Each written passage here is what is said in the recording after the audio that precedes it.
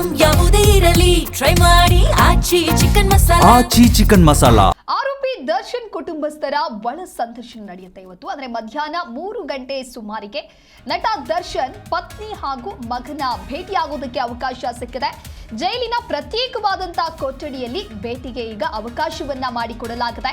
ಜೈಲು ಅಧೀಕ್ಷಕರ ಬಳಿ ಇರುವಂತಹ ದರ್ಶನ್ ಮನವಿ ಪತ್ರ ಈ ಬಗ್ಗೆ ಇನ್ನು ಕೆಲವೇ ಹೊತ್ತಿನಲ್ಲಿ ಸ್ಪಷ್ಟ ನಿರ್ಧಾರ ಹೊರಬೀಳಲಿದೆ. ಜೈಲು ಅಧೀಕ್ಷಕ ಅಂಶುಕುಮಾರ್ರಿಂದ ನಿರ್ಧಾರ ತಿಳಿಸಲಾಗುತ್ತೆ. ಅಲ್ಲದೆ ಸುಪ್ರೀಂ ಕೋರ್ಟ್ನಲ್ಲಿ ಜಾಮೀನು ಸಿಗದೇ ಇರುವಂತಹ ಹಿನ್ನೆಲೆಯಲ್ಲಿ ಬೇಸರಗೊಂಡಿರುವಂತಹ ನಟ ಆರೋಪಿ ದರ್ಶನ್ ಈ ಹಿನ್ನೆಲೆ ಪತ್ನಿ ಹಾಗೆ ಪುತ್ರನ ಒಳ ಸಂದರ್ಶನಕ್ಕೆ ಮನವಿಯನ್ನ ಮಾಡಿಕೊಂಡಿದ್ರು. ಯಾವ್ಯಾವ ಸಂದರ್ಭದಲ್ಲಿ ಒಳ ಸಂದರ್ಶನಕ್ಕೆ ಅವಕಾಶ ಇದೆ ಅನ್ನೋದರ ಬಗ್ಗೆಯೂ ಕೂಡ ಈಗ ಚರ್ಚೆಗಳಾಗ್ತಾ ಇದೆ. ಆರೋಪಿ ಅಥವಾ ಕೈದಿ ಮಾನಸಿಕ ಆರೋಗ್ಯಕ್ಕೆ ಒಳಗಾದ ವೇಳೆ ಹಾಗಾದ್ರೆ ಯಾವ ಮೂಮೆಂಟ್ ಅಲ್ಲಿ ಒಳ ಸಂದರ್ಶನಕ್ಕೆ ಒಳಪಡಿಸೋದಕ್ಕೆ ಅವಕಾಶಗಳು ಇದೆ ಅನ್ನೋದನ್ನ ನೋಡ್ತಾ ಹೋಗೋಣ.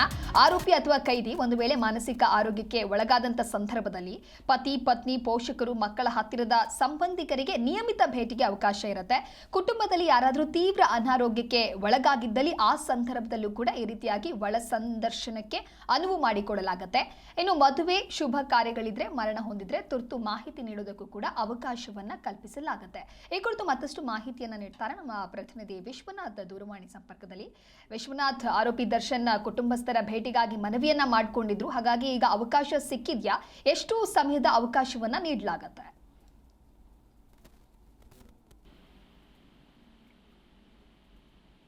ದಿವ್ಯಾ, ಏನು ಇವತ್ತು ಮಧ್ಯಾಹ್ನದ ಒಳಗೆ ಇವತ್ತು ಒಳ ಸಂದರ್ಶನಕ್ಕೆ ನಟ ದರ್ಶನ್ ಕುಟುಂಬಸ್ಥರಿಗೆ ಪರಪ್ಪನಗ್ರಹಾರ ಜೈಲಿಗೆ ಹೋಗಿ ಆರೋಪಿ ದರ್ಶನ್ ಭೇಟಿಯಾಗೋದಕ್ಕೆ ಅವಕಾಶ ಸಿಗುವಂತಹ ಸಾಧ್ಯತೆ ಇರುವಂತದ್ದು.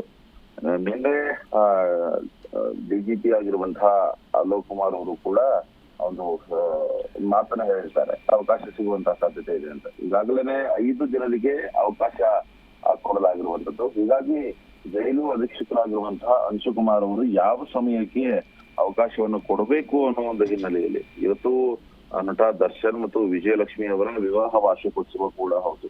ಹೀಗಾಗಿ ಜೈಲಿನಲ್ಲಿರುವಂತಹ ಗಂಡನ ನೋಡ್ಬೇಕು, ಮಾತನಾಡಿಸ್ಬೇಕು ಅನ್ನೋ ಒಂದು ಹಿನ್ನೆಲೆಯಲ್ಲಿ ಈಗಾಗಲೇ ಮನವಿಯನ್ನು ಕೂಡ ಮಾಡ್ಕೊಳ್ಳೋದಾಗಿತ್ತು. ಅದೇ ರೀತಿಯಾಗಿ ದರ್ಶನ್ ಅವರು ಕೂಡ ಮನವಿಯನ್ನ ಮಾಡ್ಕೊಂಡಿದ್ರು. ಈಗ ಸದ್ಯಕ್ಕೆ ಕೆಲವೇ ಹೊತ್ತಿನಲ್ಲಿ ಸ್ಪಷ್ಟ ನಿರ್ಧಾರವನ್ನು ಕೂಡ ಜೈಲು ಅಧೀಕ್ಷಕರು ತೆಗೆದುಕೊಳ್ತಾರೆ. ಈಗಾಗಲೇ ಸುಪ್ರೀಂ ಕೋರ್ಟ್ ನಲ್ಲಿ ಯಾವಾಗ ಜಾಮೀನು ಕ್ಯಾನ್ಸಲ್ ಆಯ್ತು, 1 ವರ್ಷಗಳವರೆಗೆ ಜೈಲಲ್ಲೇ ಇರಬೇಕಾದಂತಹ ಪರಿಸ್ಥಿತಿ ನಟ ದರ್ಶನ್ ಅವರಿಗೆ ನಿರ್ಮಾಣ ಆಗಿರುವಂತದ್ದು.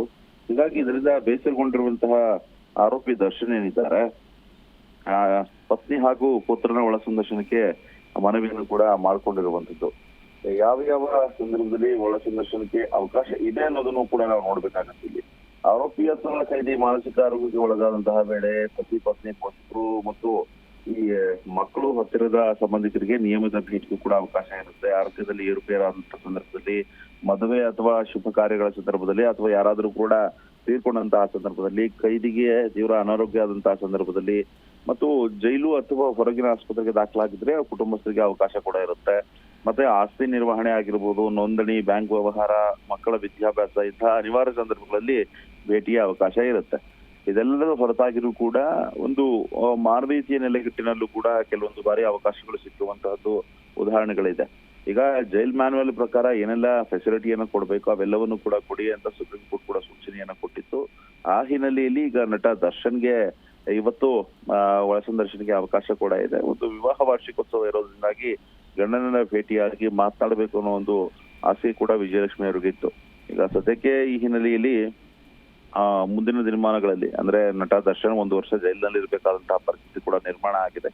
ಇನ್ನು ಕೆಲವೇ ಹೊತ್ತಿನಲ್ಲಿ 3 ಗಂಟೆಯ ಒಳಗಾಗಿ ಅವ್ರಿಗೆ ಅವಕಾಶ ಸಿಗುವಂತಹ ಸಾಧ್ಯತೆ ಇದೆ. ಭಾಗಶಃ ಇವತ್ತು ದರ್ಶನ್ ಅವ್ರನ್ನ ಭೇಟಿಯಾಗಿ ವಿಜಯಲಕ್ಷ್ಮಿ ಕುಟುಂಬಸ್ಥರು ಏನಿದ್ದಾರೆ, ಮಗ ಮತ್ತು ಪತ್ನಿ ಆಗಿರ್ಬೋದು, ಇನ್ನೂ 3 ಜನ ಅಡಿಷನಲ್ ಆಗಿ ಯಾರು ಬರ್ತಾರೋ ಗೊತ್ತಿಲ್ಲ.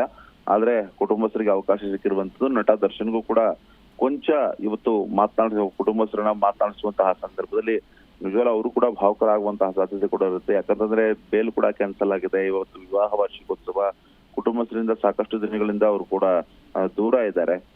ಇವತ್ತು ಭೇಟಿಯಾದಂತಹ ಸಂದರ್ಭದಲ್ಲಿ ಭಾವುಕ ಕ್ಷಣಗಳಿಗೆ ಪರಪ್ಪನಗ್ರಹಾರ ಜೈಲು ಸಾಕ್ಷಿಯಾಗುವಂತಹ ಸಾಧ್ಯತೆ ಕೂಡ ಇರುವಂತದ್ದು. Divya, okay, thank you Vishwanath ನಿಮ್ಮೆಲ್ಲ ಮಾಹಿತಿಗಾಗಿ.